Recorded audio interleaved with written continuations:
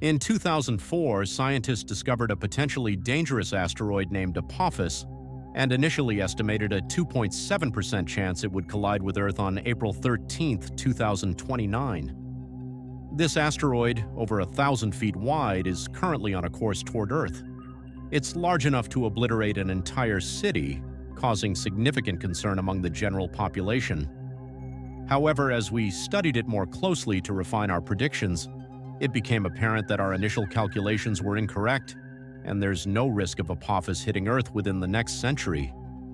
On April 13, 2029, Apophis will instead pass less than 32,000 kilometers from Earth's surface, closer than many satellites and much nearer than the Moon.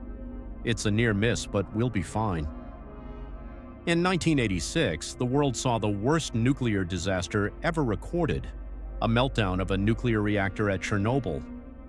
This disaster released radioactive debris and particles, devastating the surrounding region, which has been sealed off ever since. The Chernobyl exclusion zone now covers over 1,000 square miles of uninhabited land, heavily guarded to protect people from harm. Due to the event's lasting impact, scientists estimate that the area won't be habitable until around the year 22,000. By the year 40,000, the Voyager space probes will finally pass by another star. Launched in the 1970s to escape our solar system, these probes made some of the earliest observations of the outer planets during their voyage. Voyager 1 is now the farthest human-made object from Earth, and though it has been traveling for 50 years, it's still only 22 light hours away from us. If an extraterrestrial civilization exists near the star that Voyager 1 passes, they might be able to detect and recover it. If they do, they'll discover the Golden Record, a collection of images, sounds, and music sent from Earth to tell our story. The cover also includes a pulsar map, which could help them locate Earth. If you think that's crazy, wait until you hear this. Approximately every 300,000 years, Earth's magnetic field reverses completely, with north becoming south and vice versa. We are currently overdue for such a flip, as the last one occurred about 780,000 years ago. So, sometime within the next few thousand years, we may witness the Earth's magnetic field reversal. This could pose a risk, making us more vulnerable to geomagnetic storms and increasing the likelihood of global power outages. When a massive star reaches the end of its life and runs out of fuel, it cools, causing it to collapse in on itself in a matter of seconds. This generates shock waves throughout the galaxy, creating what we call a supernova. Some stars visible in our night sky are nearing this stage, including two red giants, Antares and Betelgeuse, which are expected to go supernova within the next million years. While this could technically happen tomorrow, it's more likely that it won't occur in our lifetimes. When these stars eventually explode, it will be an awe-inspiring sight. The supernova's afterglow will be brighter than the full moon for over 3 months and visible even during the day. In 1969, humankind landed on the moon for the first time, leaving literal imprints, the iconic footprints embedded into the lunar surface. Unlike Earth, the moon has no wind or water to erase these marks, but after about 10 million years, the first steps of Neil Armstrong and Buzz Aldrin will gradually disappear due to micrometeorite impacts. In about 100 million years, Saturn will lose its famous rings. The icy rocks that form the rings are being pulled into the planet through a process called ring rain. Current estimates suggest that around 10 tons of these rocks fall into Saturn every second. We are fortunate to live in a brief window of time where we can witness Saturn's majestic rings.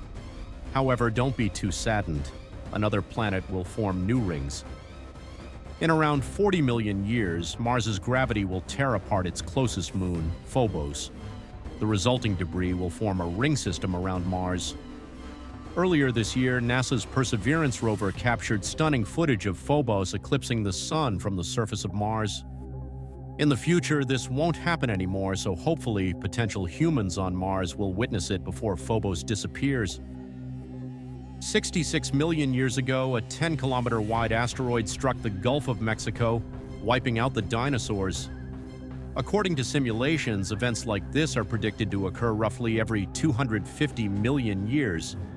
So, over the next 180 million years, if we're still around, we could face a similar catastrophe, unless we've developed the technology to protect Earth by then. The Milky Way, our galaxy, is on a collision course with its neighbor, the Andromeda galaxy. Currently, we're 2.5 million light-years apart, but in about 4.5 billion years, the two galaxies will collide, sending stars and planets into disarray. This cosmic event will merge the two galaxies into a new one called Milkdromeda.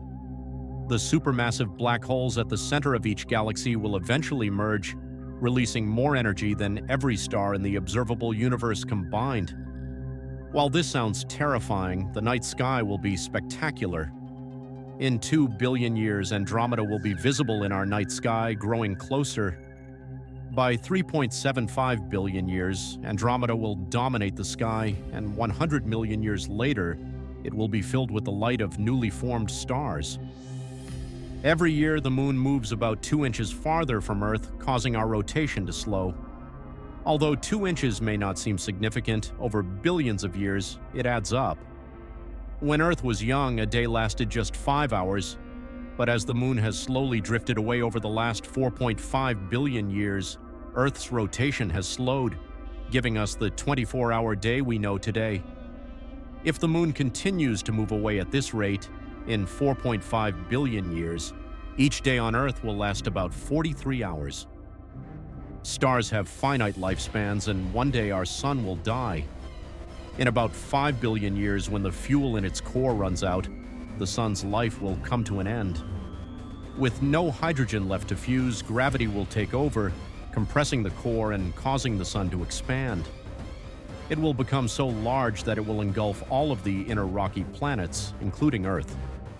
By then, the Sun will have become a red giant and will remain that way for about 1 billion years. Eventually, the hydrogen in its outer layers will run out, leaving behind helium, which will fuse into heavier elements.